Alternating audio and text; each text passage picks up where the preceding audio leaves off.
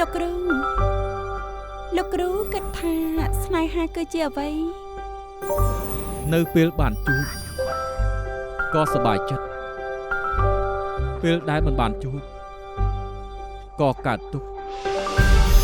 សំគុំពួកគេហើយខ្ញុំគួរតែសប្បាយចិត្តរឿងមួយខ្ញុំលងស្រឡាញ់គេហើយលោកគ្រូ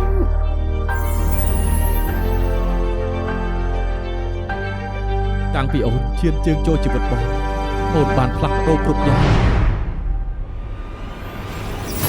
បងប្រុសនឹងយើងទើបសំជាគូស្នេហ៍នឹងគ្នា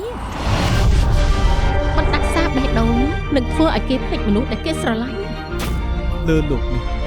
អាចឲ្យគូស្នេហ៍កាន់ដៃគ្នារហូតបានទេលោកអាចភ្លេចខ្ញុំបានតែភ្លេចស្នេហ៍យើងមិនបានទេបើជាងឆាំងឈីងនោះនៅតែស្រឡាញ់នៅបណ្ដាសាបេះដូងនឹងប្រតិកម្មម្ដងទៀតហើយគេនឹងស្លាប់លោកគ្រូលោកចង់ចាំវិញហើយមែនទេខ្ញុំចាំអ្វីមិនបានទេតែខ្ញុំស្រឡាញ់នាងម្ដងទៀតឡើងយើងភ្លាមអងលុះ